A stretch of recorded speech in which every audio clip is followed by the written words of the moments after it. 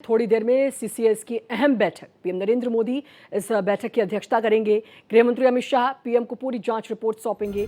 CCS की बैठक में पीएम मोदी कोई बड़ा फैसला ले सकते हैं, इसी पर नजर बनी हुई है। रक्षा मंत्री राजनाथ सिंह, विदेश मंत्री इसमें शामिल होंगे। साथ ही साथ वित्त मंत्री निर्मला सीतारमण भी इस बैठक में शामिल होंगी। तो बड़ी खबर इस वक्त की आपको बता दें, सीसीएस की बैठक थोड़ी देर में होगी। कुछ देर पहले भूटान से लौटे प्रधानमंत्री नरेंद्र मोदी और लौटते ही सीधे एयरपोर्ट से रवानगी की उन्होंने एलएनजेपी अस्पताल। एलएनजेपी अस्पताल में घायलों से उनका हालचाल जाना, वो तस्वीरें भी भारत एक्सप्रेस ने आपको दिखाई। घायलों से उनका हालचाल जाना और अब कुछ ही समय रह गया है, थोड़ी देर में सीसीएस की बैठक। इस सीसीएस की बैठक में तमाम बड़े नेता शामिल होने जा रहे हैं। पीएम मोदी खुद इसकी अध्यक्षता करेंगे और आपको बता दें कि रक्षा मंत्री राजनाथ सिंह, साथ ही साथ विदेश मंत्री और गृह मंत्री अमित शाह, जो कि जांच रिपोर्ट भी प्रधानमंत्री को सौंपेंगे। दिल्ली ब्लास्ट के बाद ये सीसीएस की बैठक, निगाहें प्रधानमंत्री की और पूरे देशवासियों की, क्योंकि इसका जवाब देना है आतंकियों को।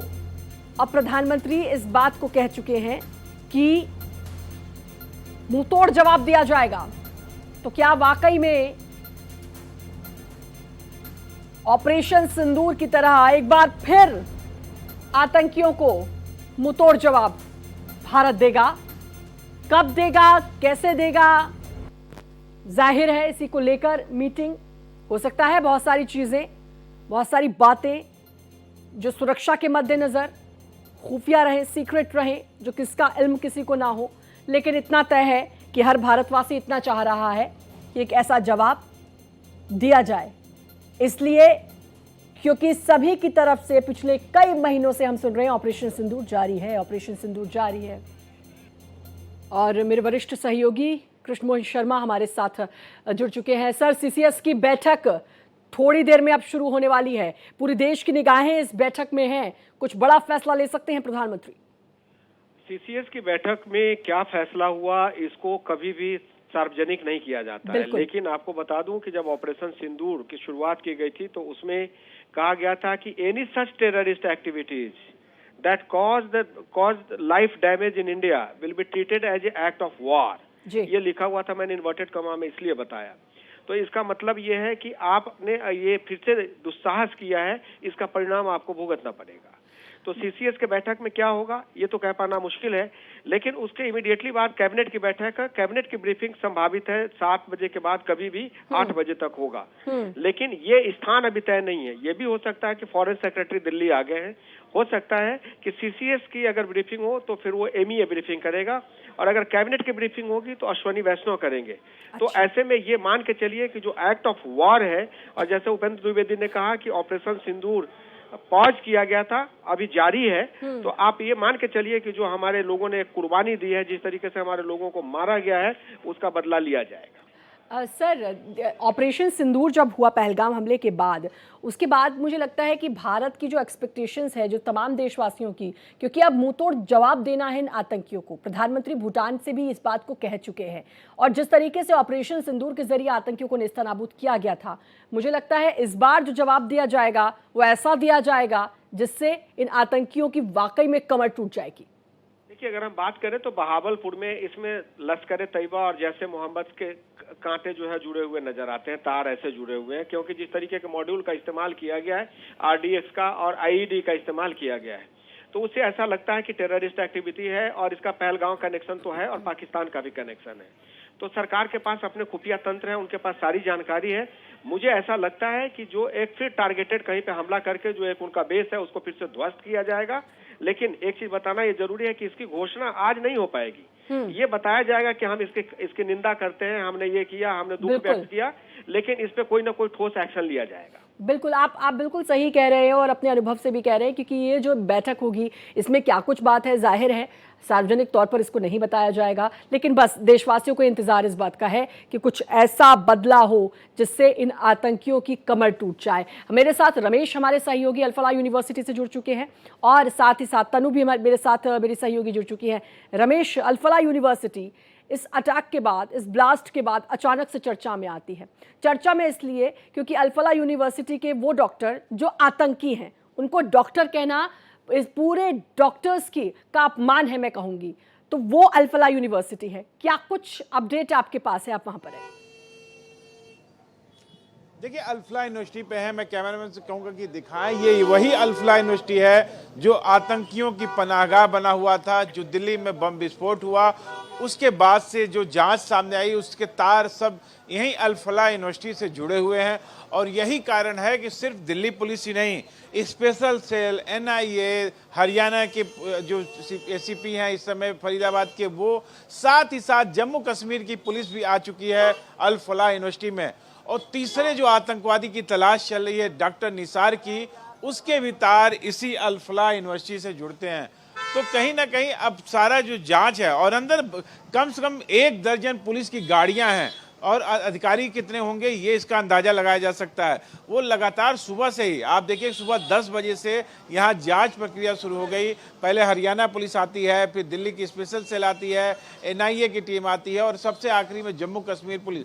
और ऐसा नहीं कि पुलिस की गाड़ियां सिर्फ अंदर रुक गई हैं, तमाम चीजों को लेके वो बाहर जा रही हैं। एक हिरासत में एक व्यक्ति को लेकर शिनाख्त कराने के लिए ले जाया गया और लगातार ये जांच की जा रही है कि आखिर डॉक्टर निसार कहाँ है। डॉक्टर निसार वो आतंकी है जिसकी तलाश जारी है। ये माना जा रहा है कि वो आखिरी वो था आतंकी था जो अभी तक फरार है, जिसकी तलाश दिल्ली पुलिस और NIA की टीम कर रही है। और इन सारे डॉक्टरों के जो तार थे इसी अल-फलाह यूनिवर्सिटी से जुड़े हुए थे। और ये जब यहाँ के लोगों से मैंने बातचीत की तो इतना सीक्रेट ये यूनिवर्सिटी है, अभी कुछ साल पहले यूनिवर्सिटी का दर्जा, कि यहाँ के जो स्टूडेंट हैं वो बाहर नहीं निकलते हैं। जो बाहर के दुकानदार हैं उनका कहना है कि अगर उनको बाल भी कटवाना है तो अंदर ही सारी व्यवस्था रहती है, बाहर वो किसी तरह से मतलब किसी से इसको अगर मैं रमेश ऐसा कहूं कि अंदर पूरा बाकायदा एक छोटा शहर बसा हुआ है अल-फलाह यूनिवर्सिटी में, कि स्टूडेंट्स को बाहर निकलने की जरूरत ही नहीं पड़ती है। और आखिर क्या कारण है, अल-फलाह यूनिवर्सिटी में ऐसा क्या चल रहा है कि वहां के जो स्टूडेंट्स हैं उनको बाहर निकलने की जरूरत ही नहीं पड़ती और वो बाहर का रुख ही नहीं करते? और इससे पहले भी आप देखिए कि वहाँ एक अल-फलाह यूनिवर्सिटी में एक पोस्टर चिपकाया गया था जो इस तरह के आतंकी जो लोग हैं वो चिपकाते हैं, जो बदला लेने की बात करते हैं। जिस तरीके से लगातार जो सरकारी एजेंसियां हैं उनके नापाक इरादों को तोड़ रही थी, वो कुछ कर नहीं पा रहे थे। आप देखिए कि तमाम, आप देखिए समय हुआ है ऑफिस का और यहाँ से तमाम जो डॉक्टरों की टीम है वो यहाँ से निकल रही है। पर लगातार मैं कहूँगा कैमरामैन दिखाएं कि हम लोग कोशिश कर रहे हैं अंदर जाने की, पर यहाँ का जो स्टाफ है वो पूरी तरह मना कर देता है कि आप अंदर नहीं जा सकते हैं। तो कहीं ना कहीं काफ़ी कुछ संदिग्ध चल रहा है अंदर जो है। तमाम देखिए ये डॉक्टरों का जो है समय छुट्टी का है, वो डॉक्टर अपना निकल रहे हैं। तो एक पूरा मतलब सुबह से कम मैंने 5-6 बार यहाँ के अधिकारियों से बात की कि बिना कैमरा के अंदर जाने दिया जाए, एक बार हम लोग को भी देखने दिया जाए कि आखिर अंदर चल क्या रहा था, क्योंकि ये हॉस्पिटल बना है। और रमेश, एक और सवाल मेरा ये कि क्या ये अल-फलाह यूनिवर्सिटी जो है ये रडार पर थी सुरक्षा बलों के या जो सुरक्षा एजेंसियां हैं उनके? कोई ऐसा इनपुट इस अल-फलाह यूनिवर्सिटी का कुछ मिला था इससे पहले, इस ब्लास्ट से पहले?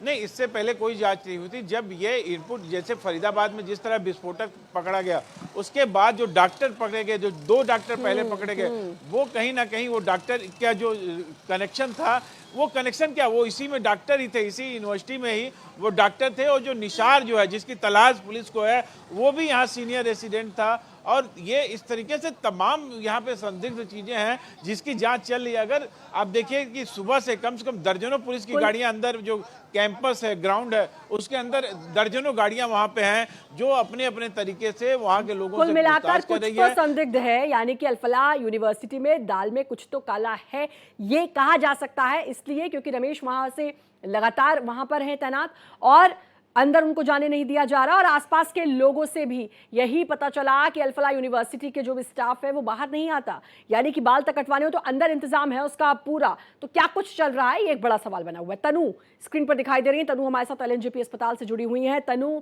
थोड़ी देर पहले प्रधानमंत्री नरेंद्र मोदी यहाँ पर पहुंचे, घायलों से उनका हालचाल जाना, अभी का क्या कुछ अपडेट, और अगर आपके पास जानकारी हो तो बताइए कि घायलों की फिलहाल क्या स्थिति है?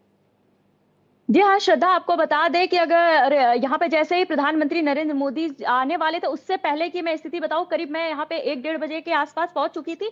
तब अस्पताल के अंदर पूरी तरह से कड़ी सुरक्षा कर दी गई थी और जितने भी घायल के परिजन थे, उन्हें बाहर ही रोक दिया गया था, उन्हें अंदर जाने के लिए परमिशन नहीं थी। लेकिन प्रधानमंत्री नरेंद्र मोदी के आने से करीब 15 से 20 मिनट पहले उन्हें एंट्री दी गई कि वेटिंग एरिया में वो इंतजार करें, जिससे कि प्रधानमंत्री नरेंद्र मोदी घायलों से मुलाकात करने के बाद उनके परिजनों को वो सहानुभूति दे और उन्हें थोड़ी मुलाकात की। उसके बाद आपको अगर मैं बता दूं कि इस समय मेरी जो अभी मौजूदगी है, श्रद्धा, वो है मुर्दा घर के सामने। आप मेरे पीछे देख सकती हैं, बोर्ड लगा हुआ है, और साथ ही अगर मैं पीछे दिखाने की कोशिश करूं तो पीछे है। लेकिन यहाँ पर एक चीज और मैं बताने की कोशिश करूंगी कि मेरी यहाँ पे कुछ लोगों से बातचीत हुई, जिसमें उनका कहना है कि अभी भी अस्पताल के अंदर 2-3 बॉडी ऐसी पड़ी हुई है जिनकी अभी पहचान नहीं हो पाई नहीं है, हो श्रद्धा, पाई है, और बिल्कुल। उनके परिजन भी बिल्कुल यहाँ पर तनु, इंतजार अभी तक करते कुछ हुए ऐसी नजर। बॉडीज हैं जिनकी पहचान तक नहीं हो पाई है।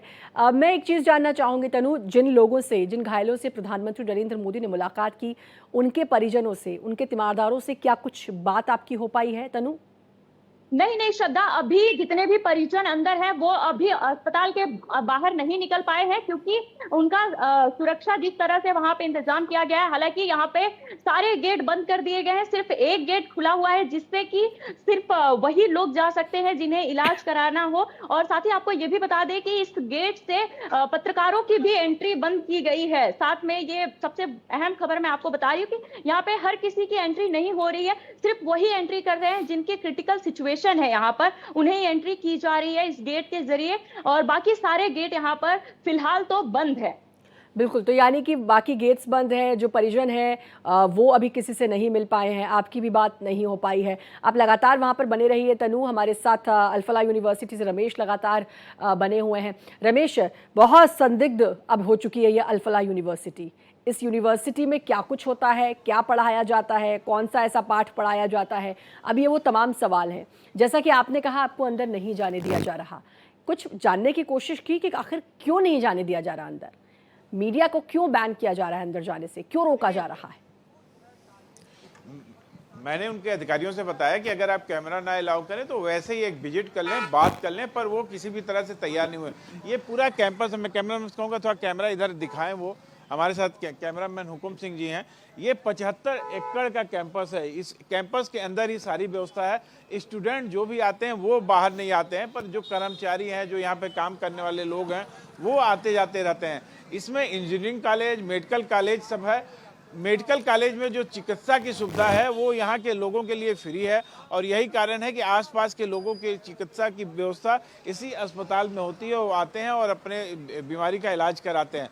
पर जिस तरीके से डॉक्टरों के जिस तरह से आतंकी गतिविधियों में लिप्तता मिली है, संलिप्तता मिली है, गिरफ्तारी हुई है, और 2 डॉक्टर यहीं के डॉक्टर थे, और एक जो डॉक्टर निसार है, तीसरा डॉक्टर जिसकी तलाश है, वो भी यहाँ सीनियर रेजिडेंट था। तो कहीं ना कहीं इस तरीके से यूनिवर्सिटी के, ये अलग बात है कि सुबह ही लगभग 12 बजे के आसपास यूनिवर्सिटी प्रशासन ने एक अपना लेटर जारी करके बयान जारी किया कि उनका किसी भी आतंकी घटना से लेना देना नहीं है, डॉक्टरों के व्यक्तिगत कार्य से उनकी कोई संलिप्तता नहीं है। यहाँ पे जो लैब है, यहाँ पे जो लैब है, मेडिकल लैब, वहाँ के लैब में किसी तरह के विस्फोटक का कोई नहीं यूज किया गया, ना ही वहाँ पे किसी तरह के इस तरह के विस्फोटक जो अमोनिया नाइट्रेट को है वो यहाँ। लेकिन कुछ चीजें हैं, जैसे मैं उमर की बात करूं, रमेश, उमर की मैं बात करूं, उसने 29 अक्टूबर को वो गाड़ी खरीदी थी i20 जो इस्तेमाल की गई थी, हरियाणा के नंबर की।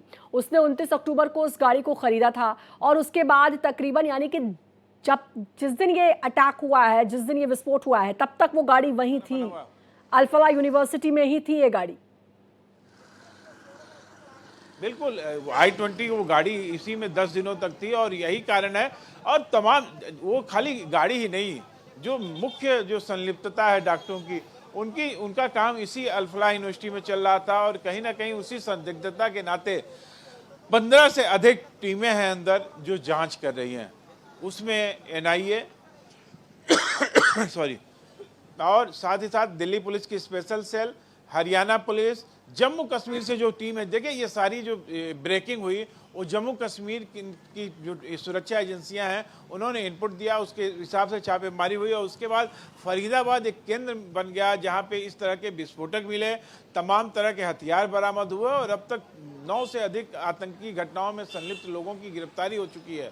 तो और जो निशार की जो तलाश है, जिसकी अभी पुलिस तलाश करी है, वो भी यहीं पर मेडिकल का रेजिडेंट डॉक्टर था। तो कहीं ना कहीं जो व्हाइट कॉलर जो ये टेररिज्म का एक नया रूप सामने आया है, बिल्कुल, ये अपने आप में बहुत हैरान करने वाला है। और मैं ये बार बार कह रही हूँ कि डॉक्टर्स नहीं, ये आतंकी हैं, ये डॉक्टर्स नहीं है। चलिए, जो कार बरामद हुई थी i20 जिसमें ये ब्लास्ट हुआ, उसके पुराने मालिक का क्या कुछ कहना है? रॉयल कार जोन शोरूम के मालिक अमित पटेल को पुलिस ने पूछताछ के लिए हिरासत में लिया है। क्या कुछ कहा, सुनते हैं।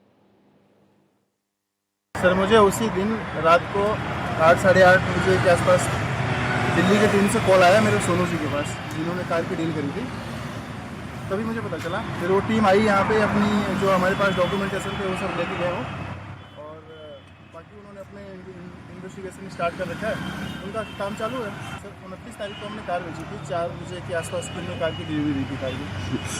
सर, हमने जो डिलीवरी दी थी वो आमिर राशिद के नाम पर डिलीवरी दी कार की। उनके साथ एक सज्जन और थे, बट उनका नाम नहीं पता मुझे क्या।